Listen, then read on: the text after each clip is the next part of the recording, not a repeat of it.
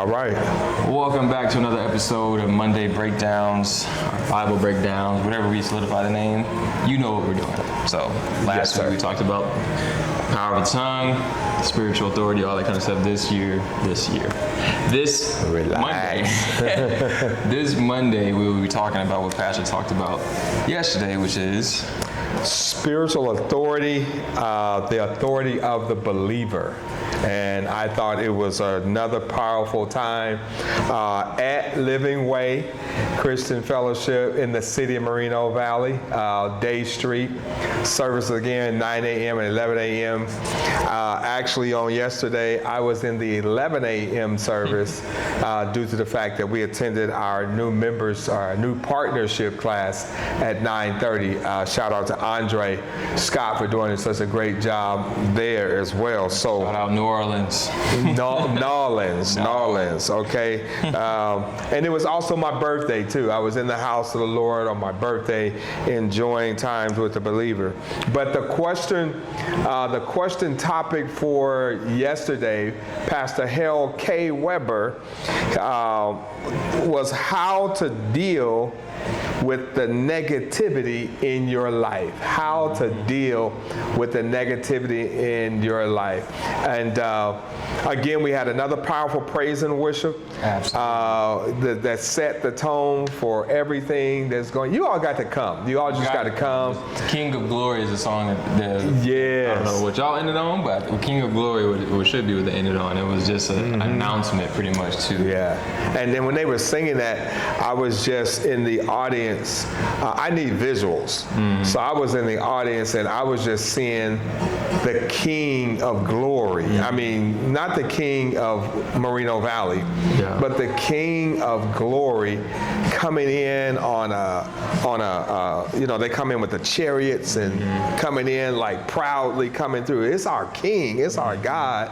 He's coming through, and I saw all of us with our hands worshiping and giving him the praise and welcoming the King of Glory to come in. Somewhere in the Psalms it talks about God, he enjoys a processional. He wants a processional. So as he comes in, we enter in too. Absolutely. And I think that's what Pastor just went into, that we should enter in his gates with thanksgiving. I'm a definition person, and I do know what perceptional means. Can you explain to the believer that is watching that may not know exactly what you just said about a processional? Well, the way I can do it is give you an example, like when the Olympics start. And all the athletes from all over the country, they come into the arena, they come into the stadium.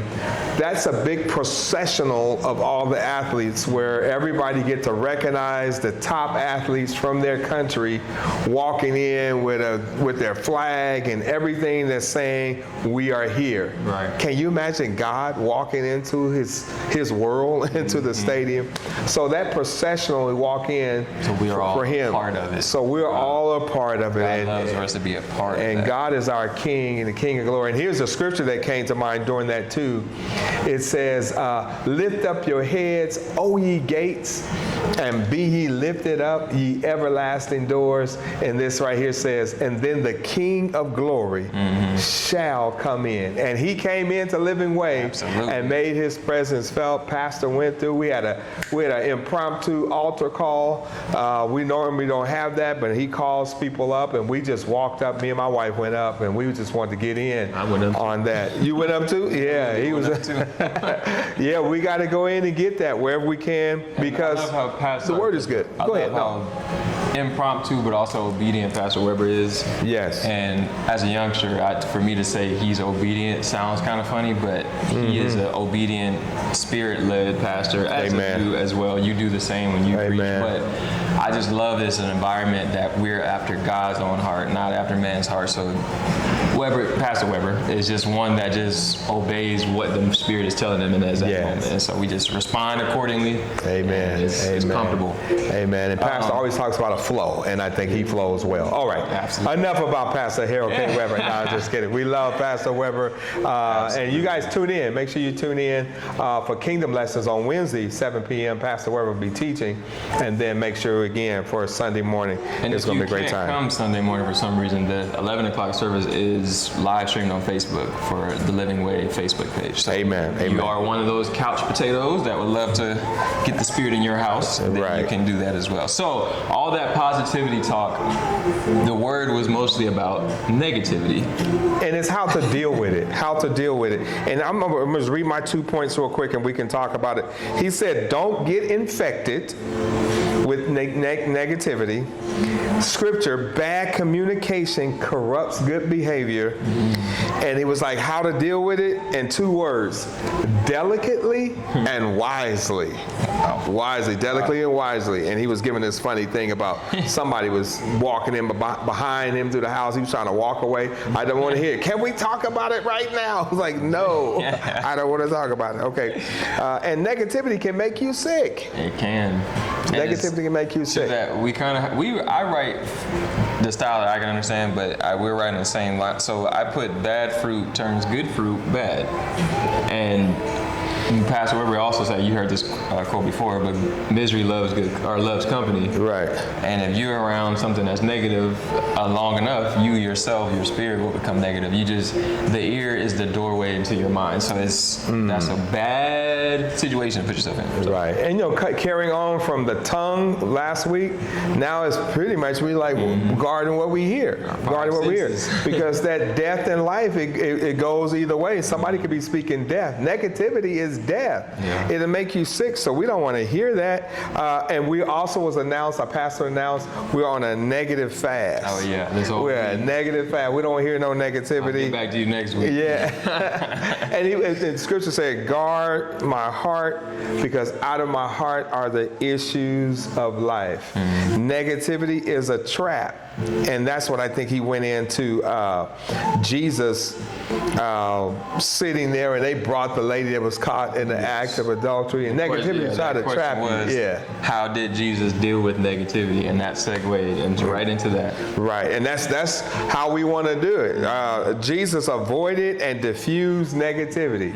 He avoided. They came to him because this lady was caught in the very act of adultery, and Pastor Weber shined some light on that. It's like he thought it takes 2 to tango. It takes 2 to tango. Where was the guy? Where was the man at? But he brought that woman. And negativity just want to trap you. It want to trap you into that, lure you into that debate and argue. And Jesus wasn't falling for the okie doke. He wasn't falling for the okie doke. He sat there when they asked him, tried to connect him with Moses. This is what Moses said. Like they listened to Moses when Moses was alive. They was complaining then. They was complaining then too, right? So negative people just gonna be negative people. Right. And Jesus basically ignored it. I put in my notes, ignored it, but heard it. You hear what people say but you're not so saved you don't hear what the negativity is. Yeah, we human. We human and we hear it, but ignore it. And the way Jesus, I think, ignored it, the Bible said he just kept writing. He was writing in the dirt. He's like, I don't need to hear what you said. And all the pastor was bringing out, and I agree, a whole lot of theological, and pastors been coming up, what did he write? We don't know. He was just writing in the dirt. And I think that's the point. You don't need to know what I'm minding my business on. Right. and what Jesus was simply doing is giving us a tool and giving us a way to follow him on how to handle negative people. And then I like this one. Don't match their energy. Right. I was just about to get to that. Good. A story from me, playing football, a good friend of mine, Patrick from the FCF. If I'm a receiver, DBs, as you know, they're the chatters. And when practice goes, we go one-on-one, we go, hard as we can. Now, this particular time, I was just dealing with, I want to play good, want to impress the coaches, don't want to fool with y'all, don't want to act like y'all. Right. This particular DB at this moment was jawing his lips off at me. I didn't understand how to draw in the sand right that moment. Right. Now, I started barking back because I was just a man. I said, be a man. I had to stand my ground. But my good friend Pat, he tapped me on the shoulder, he grabbed me, he said, hey, bro, he country from Memphis. He said, hey, bro, you got to be like them. Right. And it snapped right then and there. I'm like, You don't have to be. I look just like them, acting like them. So in that very moment, I was like, you know what? I got to learn to control the controllables, which is me first. They can do whatever they want. That's right. That's a good life experience for you, Jacoby. Absolutely. So utilize the energy of the spirit rather than the energy of the negative person. So we don't want to, just like you tapped into that negative energy to bark back, we can tap into the Holy Spirit. That's what the whole theme of our series is about, is the Holy Spirit, and that's the authority that it brings. So we can tap into the energy that the Holy Spirit actually gives, and He gives off energy too, right? Holy Spirit activate. Holy Spirit activate. We can actually utilize the Spirit's energy. In verse 7, they kept coming. Even though Jesus ignored it, they kept coming. And I just put here, they were just messy. Negative people can just be messy. And they kept coming with the same thing. And then know that all negativity is a setup to get you off your game. And that's what the DB was trying to do to you, to get you off your game, because they looking at the intimidating 6'5", smooth receiver from Cali. Real good. We're going to try to get him off his game because I'm physically not able to deal with him. So let me just chirp to him and see if I can get him off his game. And that's what the enemy tried to do to get us out of our game. But we don't have to match his energy. We tap into the energy of the Holy Spirit, ignore him, and whatever you got to do, write in the dirt on somebody.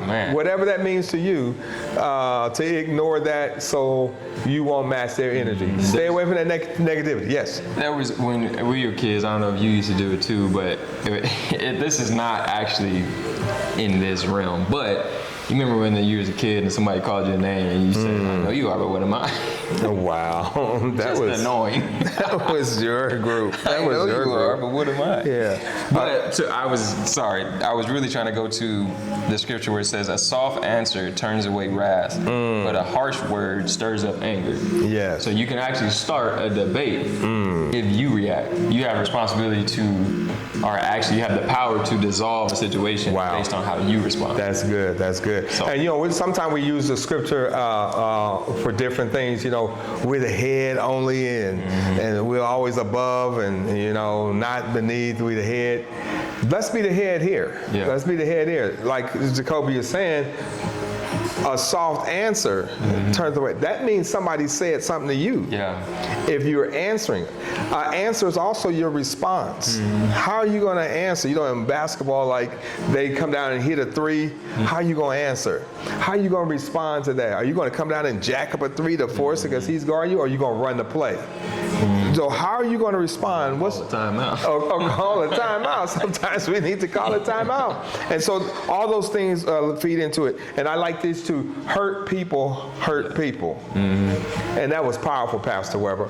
I've heard it before, but when you hear it in another setting, hurt people hurt people. A lot of these negative people just have a negative lifestyle. They just need to see something positive. They always looking for the good, so they are looking for the bad, so they can actually feel better about themselves. They predicted it. And it hurts that Jesus is so calm. It hurts that this man from Nazareth, any good thing come out of Nazareth, everybody's following him now because he's going about doing good. He's doing. Why? It always baffled me. Why are you hating on Jesus? Why are you hating on? Haters gonna hate. Haters gonna hate because that's what they do. Haters gonna hate. Addressing and challenging an individual's shortcoming or failures or sin is not negativity.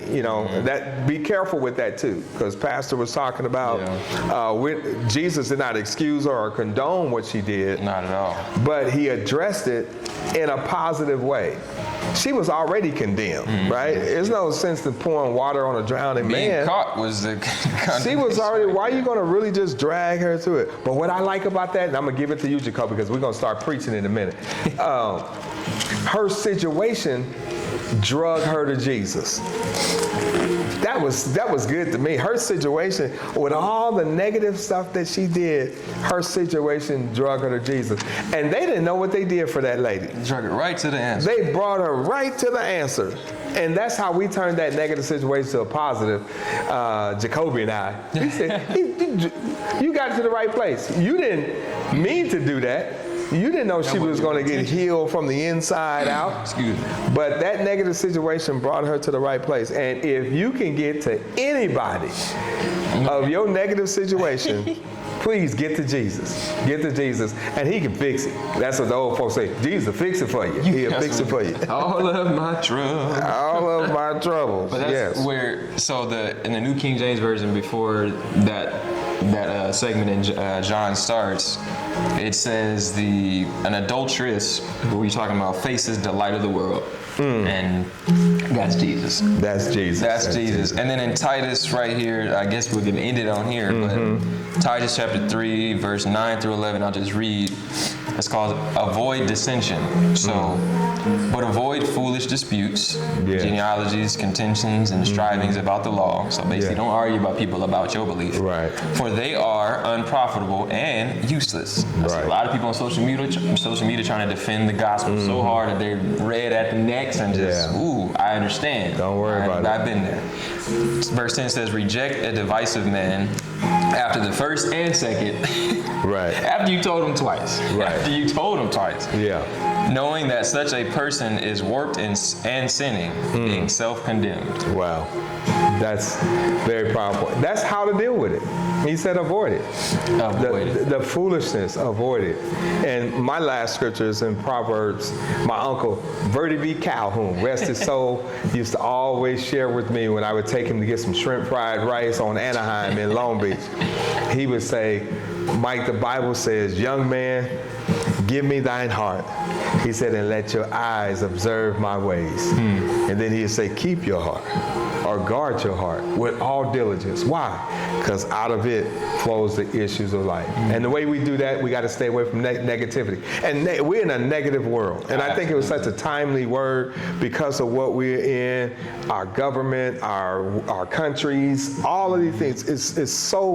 It can be so depressing. And I don't like to watch the news sometimes because the news is true. I'd rather watch a movie because I know the movie is fake. I can just dismiss everything what they said because it was fake. That was fake. They ain't nowhere there. It was a movie. But when I watch Eyewitness News, Channel 7, or one of the other networks, this is really happening. People are really saying that. And that can become depressing if you allow it to become toxic. So don't let the negativity infect you.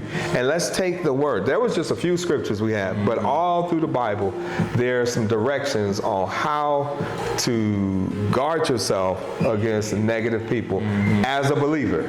As a believer. David said, I have fainted unless I believe to see the goodness of the Lord in the land of the living. I'm Pastor Mike is what they call me. And I'm here. I'm here to share with you all and invite you to come. And this is my champion. Yeah. I know. Youngest of the five. Yeah. But to that ending quote, the negative world that we're in, the negativity loves positivity. You look at a magnet, it's what draws it together. So, that being said, if you fight fire with fire, you're never going to win. Right. You fight negativity with God's positivity. That magnet is not even just not attracted to you. It's just separation. You try to put two same whatever tensions or whatever it's called together, it's never going to find itself. Y'all know what we're saying. We're not scientists, but y'all know what we're saying. All right. We love y'all. And I'm glad you guys for tuning in. We're going to be doing this again next Monday. Actually, Jacoby, you might be by yourself unless we do it over the thing because I'll be in Texas. And our flight is due back. We'll try to do a Zoom one or something. We might do something because we got to keep this going because Pastor Weber is blessing our hearts and we want to bless you as well. And then maybe to get you to come over there and see for yourself. Yeah. Oh, taste and see. I see. That living way is good. That the Lord is good. That the Lord is good. All right. God bless you. See y'all next week. Or you all see us next week. I always trip off people talking about see you next week. They on TV. We ain't gonna see you. Ain't gonna see you.